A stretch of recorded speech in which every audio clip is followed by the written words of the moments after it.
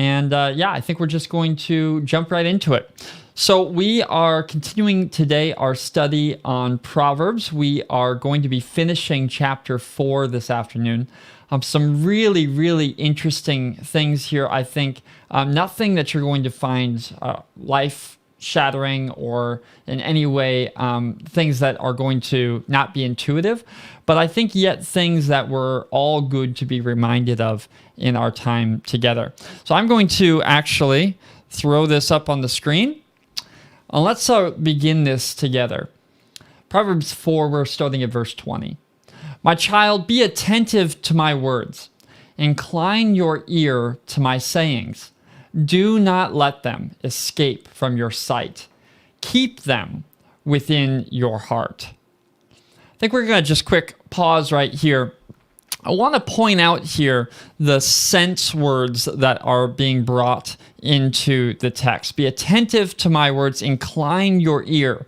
Here you have the sense of hearing. Then you have, do not let them escape from your sight. So we go from hearing to sight. Keep them within your heart. You might think in the American context, we think of the heart as the feeling center of the body. In ancient Judaism, that center was the gut. So the heart here has been translated for us to give us that sense of not just a thing that you hear, the thing that you know, but also the thing that you feel. And all of these are combined in this sense of acquiring and being able to live into a spirit of wisdom.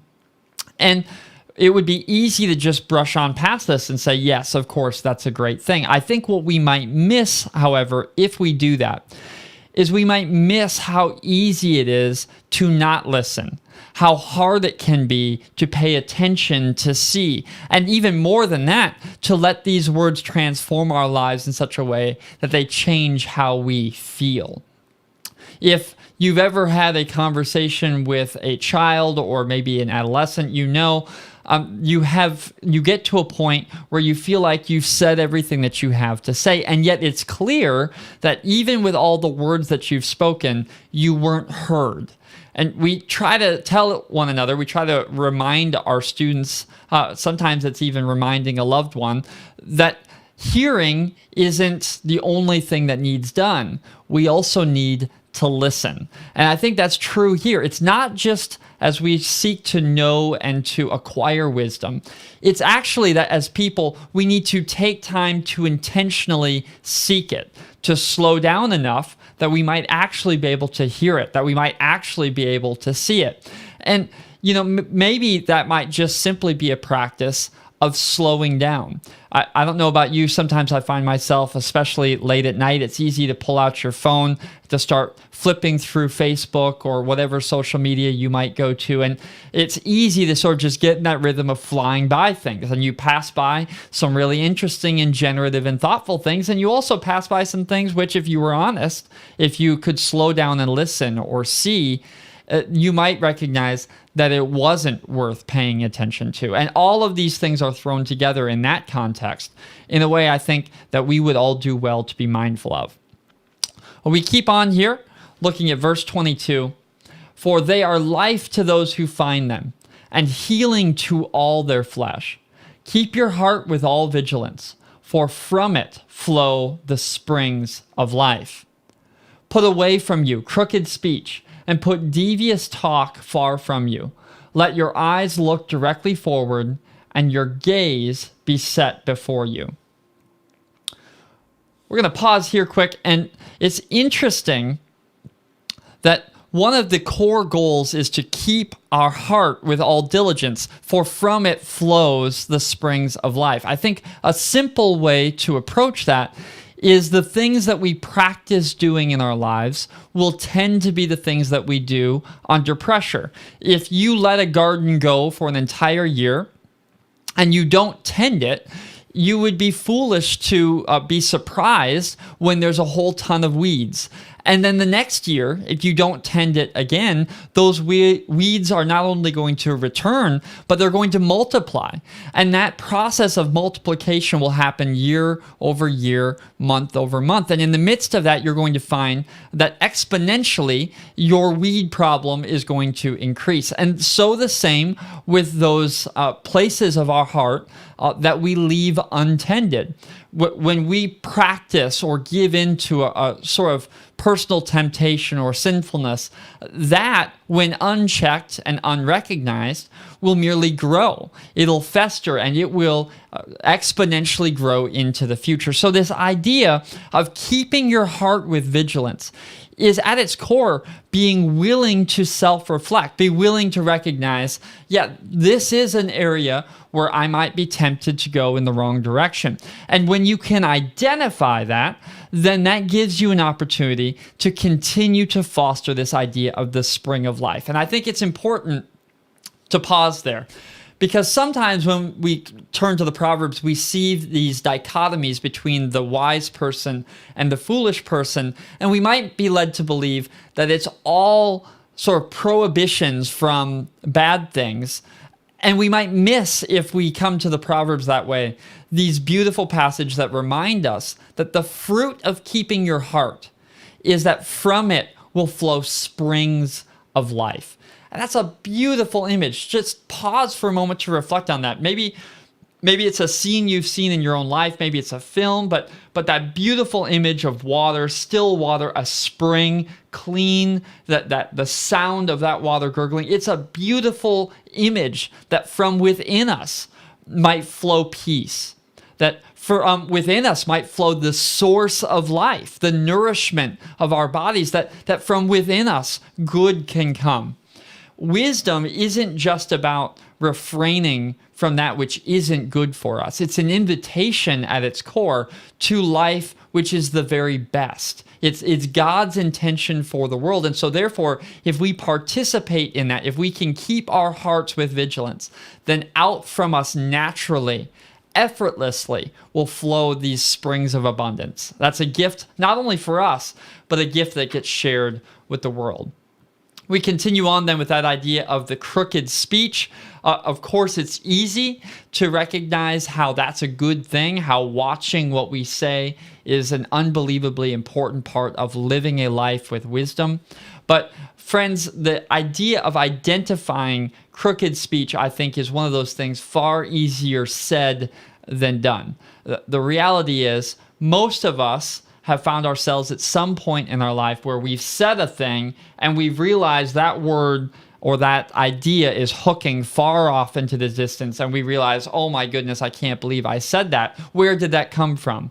And the idea that we might be devious in the way that we talk, that we might be tricky, that we might be misleading, that we might not be fully honest. I think all of us can relate that at some point in our life, our speech has maybe not been what you might call reprehensible, or might not be itself evil, but we have been devious. We haven't been completely honest. We've maybe not spread gossip in the most pure sense, but the things that we've shared, we shouldn't have. I think we can all relate to that understanding that at its core, we must be thoughtful and mindful of what we say, that the wise person never just lets words come out and say, well, that's what I said, and whatever.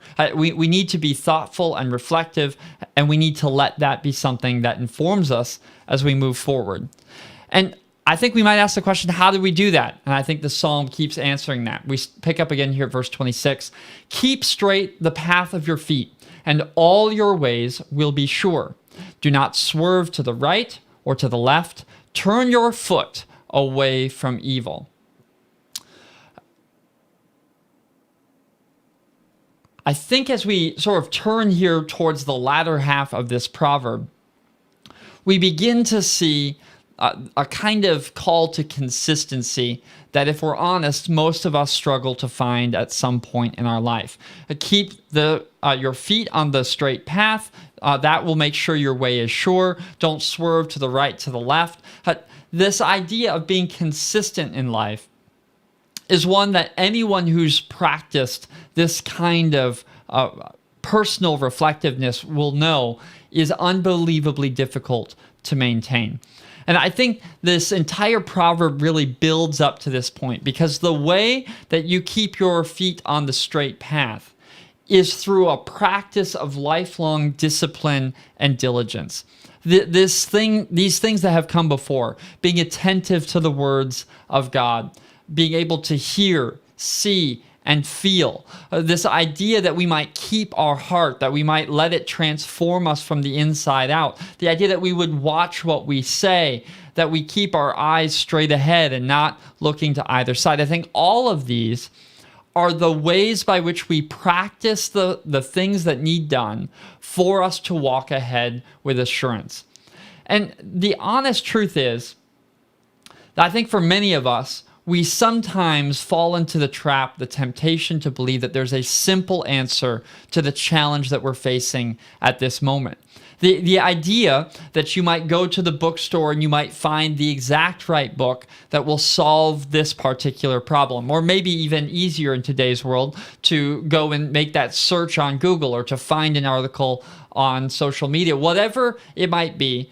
The truth is that real transformation happens by the power of God within us, with our participation over our entire life. It's not something that there's a magic saying.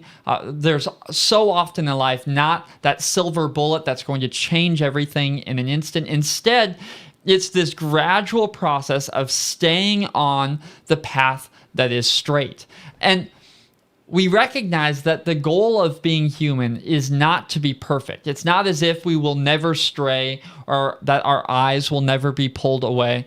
But if we can break down within our own daily practices, our spiritual practices and physical practices and relational practices, if we can break down these elements and be willing to invite God to transform us in sometimes the smallest ways, that can over an entire lifetime transform the kind of consistency of life that we can live. You may have experienced at some point you waking up and making a decision that would have the day before been unthinkable to you. Suddenly you just make what seems like a radical choice, a radical decision. It can be easy to sort of be drawn on either side of the line, but as people of faith, as we seek to grow in our own discipleship, to certainly hear the words of wisdom and then to be transformed by them, over time, that helps us to walk a much more measured and consistent path. I think many of us know, both young and old, who have found that place. And I think many of us know, both young and old, who have struggled to find that kind of consistency in their life. And I think to each and every one of those people, we try to not only lift them up in prayer, to invite God to be at work, but also to recognize that we all are at some step of that journey. So I hope today that as we turn to this, there might be one or two of these phrases that are particularly meaningful to you on your own trajectory, on your own journey of discipleship. Might that be that today's a good day to slow down, to listen, to hear, to really be transformed from the inside out? Is today the day to sort of ask questions of your heart? What's my motivation and what's my goal? Is today the day to check what you've been saying and to recognize it may be time to rethink or to think more carefully about what you are saying? Is today the day to maybe refocus your attention, to look in the right direction and to not be distracted by those things that are around you? Any one of these might be the appropriate place to begin this day on that journey that is straight, that is sure, that path that you can walk on, not because of your own wisdom or insight, but because of God's grace and work in you. And in the midst of that, you can live with this kind of unswerving conviction that God goes with you on this day and every day. Well, friends, thanks for joining. I appreciate everybody who's been here for the Bible study this afternoon. I look forward to having Pastor Clint back in the office tomorrow as we'll continue into chapter 5 of Proverbs. Of course, want to invite you, if you haven't already, the latest Pastor Talk podcast series released this morning. That series is called Presby What? And it's really a series in which we are exploring some of what it means to be distinctively Presbyterian, whether you've been Presbyterian your entire life or whether you are new within Presbyterianism or you're simply interested in what that is. We would love to have you join us for that. You will find that on our website and anywhere that you get your podcasts. Thanks for being with us. Becky, we will be keeping Jen in our prayers, and we'll update that. And if it's okay with you, I'd love make sure to put a comment there that we can include that in Sunday's worship. That would be great, Becky. Thanks, everyone, for being with us today. Look forward to seeing you tomorrow. God bless. Thank you for spending time with us today as we study Scripture together. If you haven't already, we would invite you to follow us on Facebook or subscribe on YouTube. It's a great way to get notified when these studies happen every day at 2 p.m. Central Standard Time. Of course, if you've already done that, we would love for you to be able to give the video a like, to share it if you're on Facebook. It's a great way for other people to find the Bible study and be able to join us in this time studying Scripture. If this is your first time here, welcome. It's such a joy to have you be with us this day, and we would love to get to know you better. We would love if you wouldn't mind just taking a minute to go to our website, fpcspiritlake.org/welcome. We'd love to get your name and email address, and we'll follow up with you personally to thank you for spending time with us this day. And for each and every person that is able to study Scripture and engage in this conversation, we want to say thank you. We look forward to our next time with you every weekday at 2 p.m. Central Standard Time. And until then, God bless.